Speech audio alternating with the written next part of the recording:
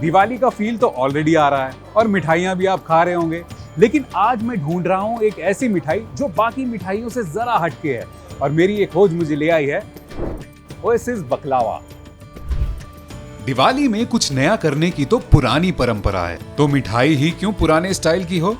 इस बार एक्सपीरियंस कीजिए दूर देश से आए बकलावा को, जो दिल्ली के दिल में अपनी जगह बना रहा है। कम मीठा, अलग अलग फ्लेवर्स, तो यहाँ पे बकलावा इज समथिंग नाइस। मैं बोल सकती हूँ so far this is the best मैंने जो अभी तक स्वीट टेस्ट किया है। ओएसिस बकलावा में हम आए कुछ नया इनोवेटिव, अच्छी पैकिंग, अच्छे कुछ स्वीट्स में जैसे खोए वगैरह के स्पंज से ऊब के कुछ नई चीज़ें देखने के लिए, नई चीज़ें इनोवेटिव कुछ मिला है वो परचेज करने के लिए। जरा गौर फरमाइए इसके नाजुक नमूनों पर, ये रंगत, ये नजाकत, ये शहद की गिरती अटखेलियां और पिस्तों की हरी बौछार। ऐसे में बकलावा के शौकीनों का दिल मचला तो किसका कसूर है। लबों पर गीत मुझे गुनगुनाना अच्छा लगता है, खुद हंसना, दूसरों को हंसाना मुझे अच्छा लगता है।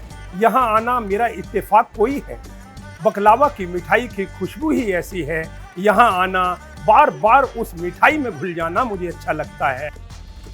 ऐसा ही कुछ हाल 2006 में दिनेश का भी हुआ, जब उन्होंने बकलावा को पहली बार दुबई में टेस्ट किया और उसके कायल हो गए। इसी स्वाद को इंडियन मार्केट में लाने की चाह ने जन्म दिया ओएसिस बकलावा को। जब ये थॉट आया कि बकलावा मुझे इंडिया में इंट्रोड्यूस करना है, ये नहीं सोचा कि इंडियन मार्केट में इंडियन मिठाइयाँ ऑलरेडी इतनी पॉपुलर है। I believe that the generation which was coming up, उनको क्या क्या चाहिए? They want a healthy product, they want a handy product, and they don't want to care about the shelf life. मेरे को ऐसी product चाहिए, मैं अगर रखा कहीं पे अगर भूल भी गया हूँ and whenever I open, तो वो ठीक हो, खराब ना हो। When these things came into mind, and this is even if that is in my mind, it has to be there in the other's mind also. And यहाँ पे एक click, it actually went on. और दिवाली पे अगर delicate बकलावा से भरा ऐसा box आपके घर आ जाए तो खुश तो आप भी होगे ही। दिवाली के टाइम पे अगेन यही सारी चीज़ें दिमाग में आती हैं। गिफ्टिंग हो, आराम से पैक हो जाए, कहीं भी भेज दें, कोई इश्यूज नहीं। तो हम जो पहले की गिफ्टिंग होती तो हम उसमें हमारे दिमाग में आता था काजू कतली देते हैं, चल जाएगी एक हफ्ते तक। फिर उसके बाद में जो दूसरी ऑप्शन लोगों के दिमाग में आती थी वो आती थी नट्स दे देंगे। खाने में इसके बाद में और कुछ नहीं चल पाता। Now baklava, I say it has taken up at least the second stage into this. It is at the second level other than the nuts where it is being sold.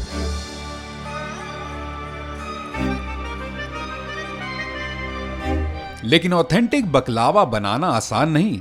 इसे बनाने में फिलो पेस्ट्रीज की कई layers, nuts, शहद, butter और बहुत सा talent लगता है। Baklava making is not a science, it's an art. It's a कहते हैं हाथों का जादू है। और इन्हें डिलाइट्स एंड ट्रीट ऐसे ही नहीं कहते। हर बकलावा के पीस में है सरप्राइज, और यहाँ वैरायटी में भी कोई कमी नहीं है। We started with Lebanese, introduced in Egyptian, then came up with the Syrian baklava which is supposed to be a very dry form. अब हमने लेटेस्ट स्टार्ट किया Turkish baklava फ्रोजन फॉर्मेशन में, जिसकी लाइफ 2 साल है। इस टाइप से now if I talk about, I have got 4 types of baklava and in each type I have almost about 60 variants. So अगर टोटल अगर परम्यूटेशन करूँ, मल्टीप्लिकेशन करूँ तो it is about 240 types of baklava I'll be making.